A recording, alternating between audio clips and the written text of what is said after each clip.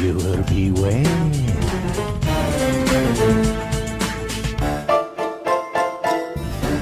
What are you doing? Yeah, I thought it'd be funny to, hide under something because, we're hiding in this game.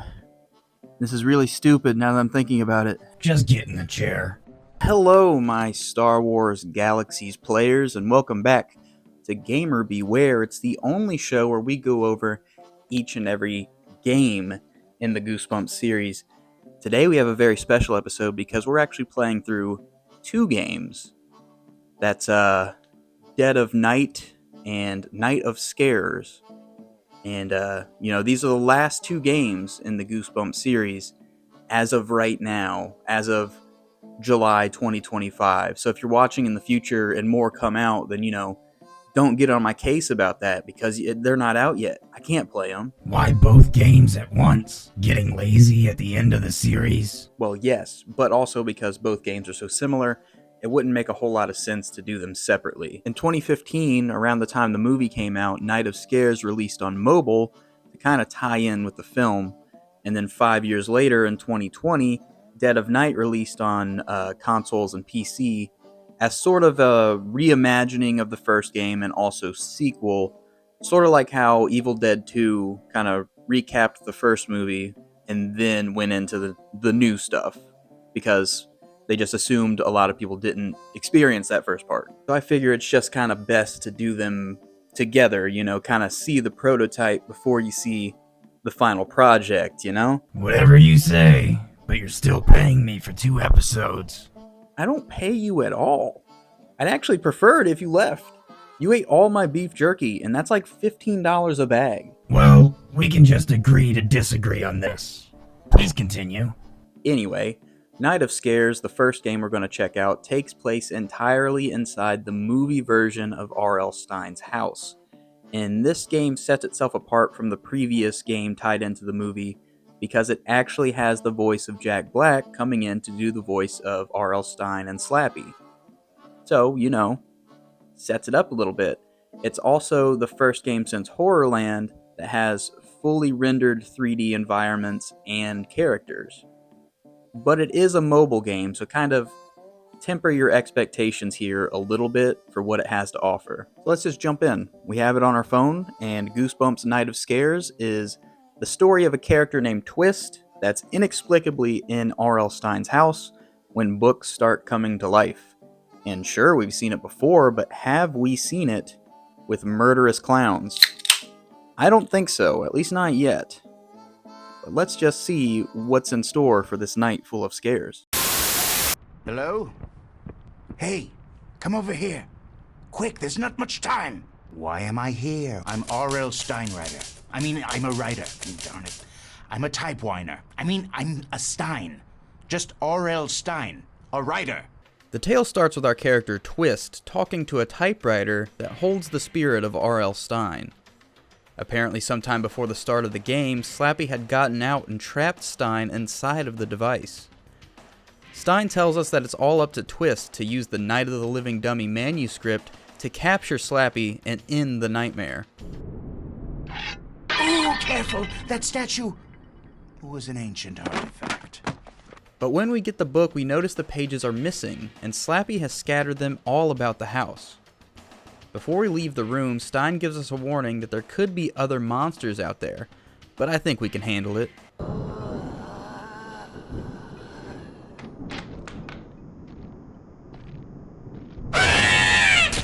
Anyway, we eventually collect all the pages and snap Slappy back into the book. Stine is back in his body and Twist is long gone. Game over, right? Don't panic, don't panic.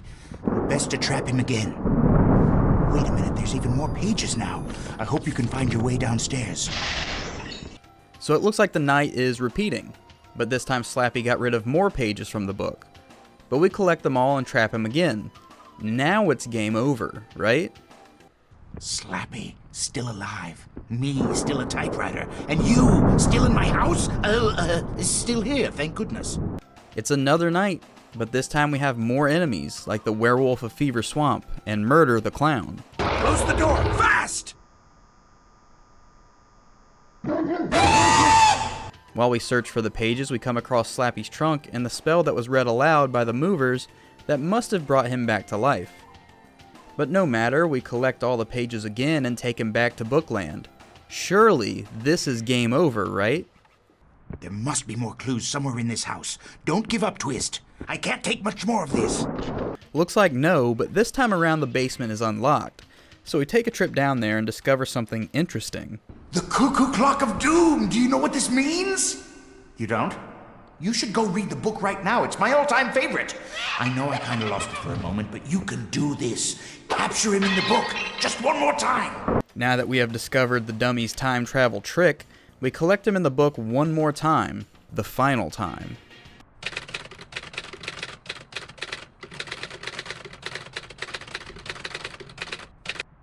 You're nothing without me, Stein. In fact, we don't need you anymore.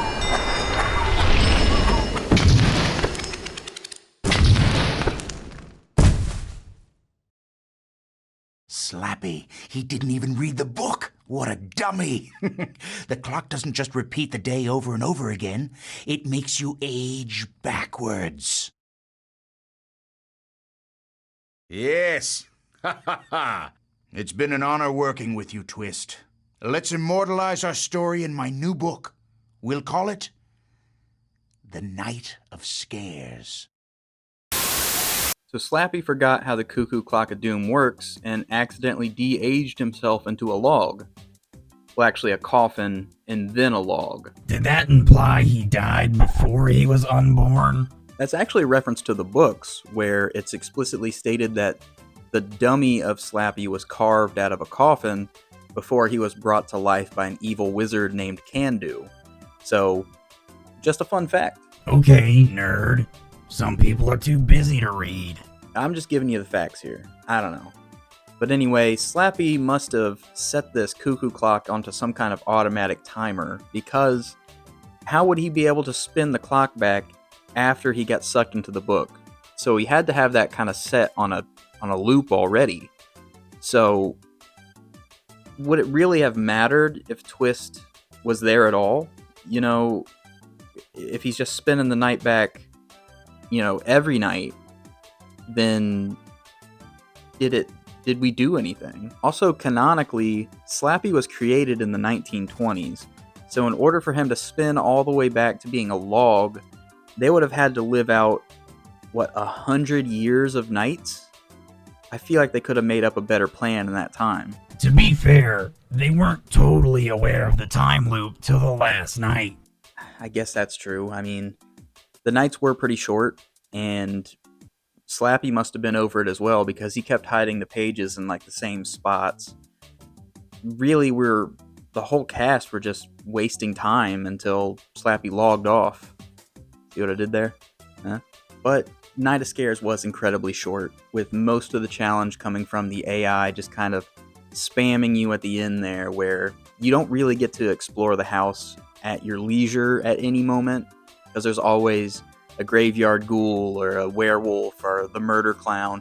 They're just always on you, so you have to keep moving, and if you don't know where the pages are, then yeah, that can cause an issue. But like I said before, he keeps putting them in the same spots every night, so if you know where all the pages are, you could really speedrun this game in like 5 minutes. But for how short the game is, they do squeeze in a good amount of voice lines and references to the books, so bonus points there. Overall, I'd give Goosebumps Night of Scares a 2.5 out of 5 on the bump meter. Check it out. It's free on the Android and iPhone store, so I mean, really there's nothing stopping you if you got a phone. And if you don't have a phone, I mean, you can always like emulate it on a computer, I guess, or get it on a tablet. Yeah, it's there. It's free. Why not? Anyway, moving on to our next game, 2020's Dead of Night. This is made by the same development team, Cosmic Forces, and right away you'll notice that the intro and first area are kind of exactly the same as Night of Scares. Now, am I gonna call this lazy on the developer's part? I would. I mean, you didn't let me finish, but yes, I would say it's lazy too. They had 5 years to make a new game, and they just redid what they already did 5 years ago. you gotta give me something. But also, it's not just the first area that's really similar. Jack Black is back to do voices for R.L. Stine and Slappy, but you'll notice that a lot of the voice lines are exactly the same. And that's because they just pulled all of those voice clips and slapped them into this game. And anytime they needed a new voiceover, they didn't bring Jack Black back in. They got a new guy named Mick Wingert that is a sound-alike of Jack Black. So they're really trying to get their mileage out of their Jack time. To kind of make up for this, they do have more characters that provide more voices to kind of alleviate that issue, but that it still feels kind of cheap. Well, instead of me rambling on, let's just kind of get to the point. Goosebumps Dead of Night is the story of a character named Twist that's inexplicably in R.L. Stine's house when the books start coming to life. We literally just saw this, but have we seen it with our character turning into a plant monster? I don't think so. Let's dive in. The typewriter and I are one. The typewriter and I are one. The typewriter and I are one? Oh no! No, no, no! Oh no!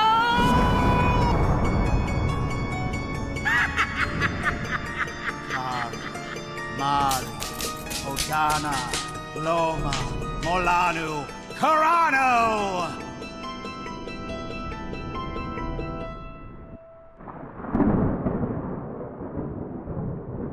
Dead of Night starts exactly the same as Night of Scares, but this time around, instead of tapping at points on the floor to move, we can walk around. We also notice the layout of the place is ever so slightly different, like this sarcophagus wasn't here.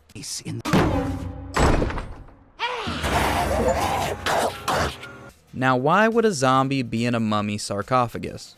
Looks like that ghoul got a little mad. Well, at least you can get... Oh ho! Who do we have here? You must be Stine's newest puppet. I think I'll have fun with you. So we continue our business collecting all the pages like in the last game until we get jumped by a gnome army. Oh no! It's a long gnome attack! After handling all of the gnome business, we also get reintroduced to another familiar face. Still playing Stine's twisted little games, eh? I hate to pop your bubble, but you can't stop me or my friends. This time around, Murder has an additional mechanic where if you're hiding in a spot that's too big, he follows you in there. Once we shake the clown, we come across Slappy's bedroom, which seems weird to have a whole room dedicated to a creature that randomly sprang from a book, but whatever. Oh ho! Weren't you ever taught not to enter someone else's room without permission? I'm done playing nice! Why don't you stick around and say hi to my newest friend?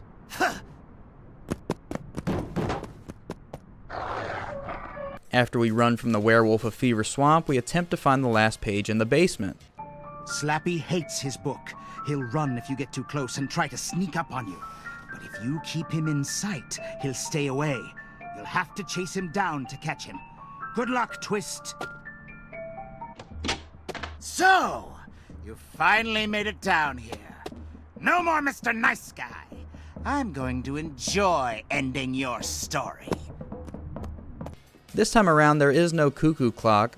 We just have to throw gnomes at Slappy until he's weak enough to get in the book. No, I want to live! Yeah! Well, I guess you did it. But still, take that, you evil little dummy! Whew. But he doesn't stay in there long. You think this book can hold me? I will no longer be a footnote in your story!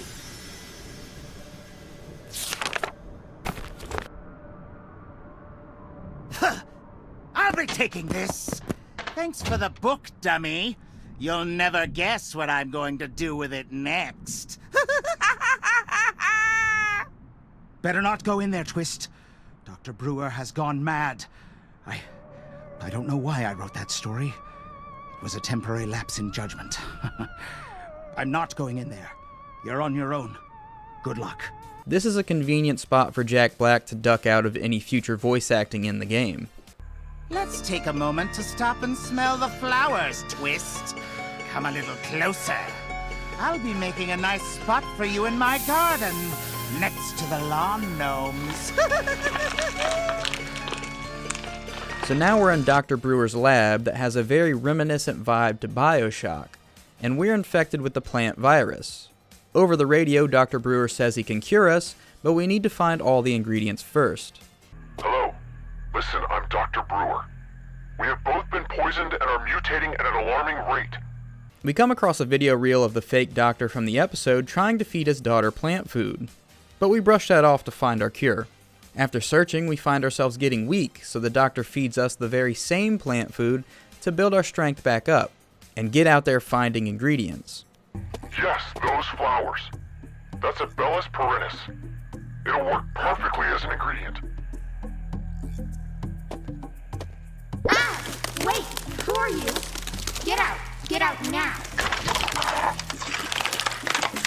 So this is a timeline where the doctor's daughter didn't resist the plant cells and became a tree.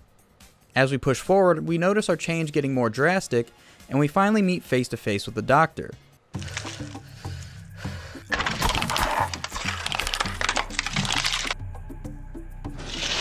Hello.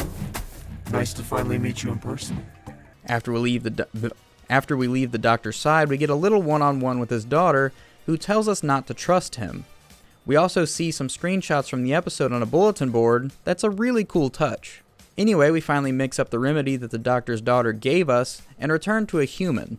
But the doctor is pissed, so we splash some on him and run away. Brewer! What have you done? This next area we're going to is Tesla's lab, and you may be thinking, hey, which book is that from? It's from none of them, so I'm not sure why this part is here. In Tesla's lab, Slappy is ordering a generic henchman around that also isn't from any of the books, and drops the manuscript into the sewer, forcing the henchman to go grab it, leaving us alone with Tesla's laser puzzles. After solving the puzzles, we get a zap gun that lets us power objects and stun gummy bear enemies that are just in the basement for some reason. The henchman gets the book first and locks himself in a cage, so we have to overload the cage enough for him to drop the book and let us escape.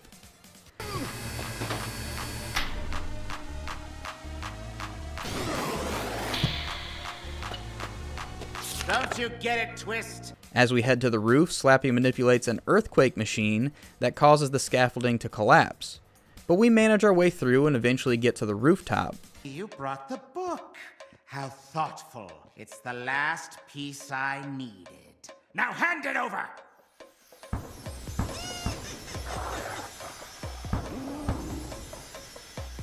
In this showdown, Slappy summons all of the enemies from the house section, and we need to zap their magic essence to get them off the field. Eventually, Slappy just shoots a big energy ball at us, and we zap it right back at him.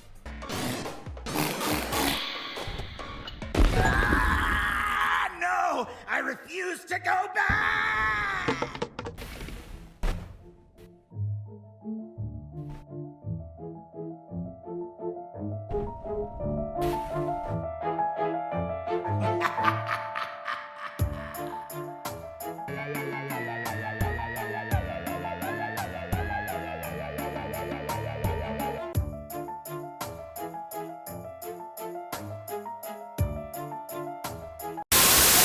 So we defeated Slappy and the game just kind of ends.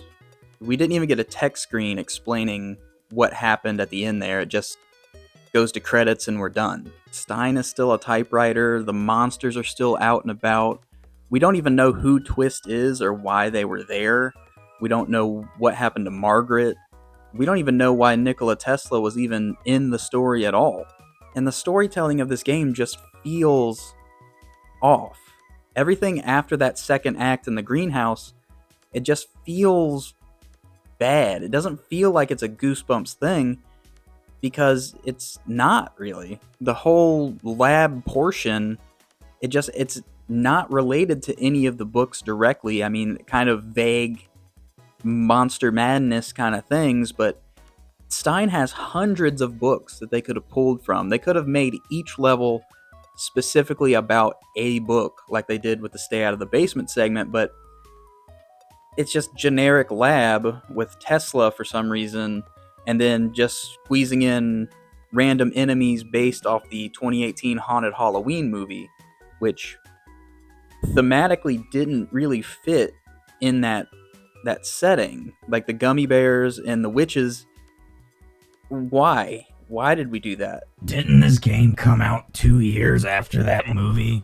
It did. So it's like, it's not even a tie-in anymore.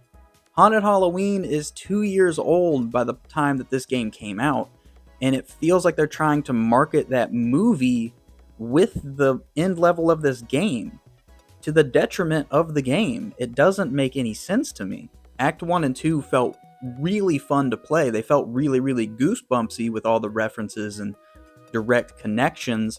But then Act 3 kind of just felt like they developed it for another game and then just plugged in Goosebumps enemies and then were like, here you go. This is what you got. Bear in mind, they charge $20 American for this game. That's like 3,000 Jamaican dollars. Really? Yeah, Google it, YouTube boy. Okay. Ultimately, I can really only blame the developers for the mishandling of this IP. Cosmic Forces didn't really do a great job with these two games. And then they announced a Terror Tower game that was supposed to come out last year, but all they put out there was an AI-generated poster and then canceled the game without showing anything else. Currently, Cosmic Forces isn't working on the IP anymore. Their current game is something called Cruise that really deals heavily in NFTs and blockchain technology.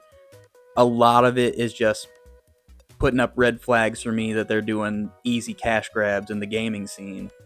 So it's probably a great thing that the IP's off of their hands. But to their credit, the Stay Out of the Basement segment was really, really good. Like, really good. It felt like BioShock a little bit, but directly tied to the story, which was great, which was what I wanted. But that's the only part that did that. So if you can handle the disjointed storytelling and kind of take it piece by piece, that's a good piece of this entire poop sandwich they put out here. Altogether, this is just a jumbled mess of a game, and the more I think about it, the worse it sits in my memory. Like, when I first left the game, I was like, that was solid. That's, high up there on the bump meter. But then the more I'm thinking, kind of extrapolating all my thoughts, the more I'm like, that was not good and too expensive for what it was. So for that, I'm going to have to give Goosebumps Dead of Night 2 bumps out of 5. I would say check it out, but $20 is way too much to spend on this thing. So if you can get it without paying for it, check it out. Are you telling people to shoplift? Legally, I can't answer that, but if you know, you know. If you know what I'm saying, and I think you do know what I'm saying. So I'll see you guys on the next one. Have a good day. Yes. Ha ha ha.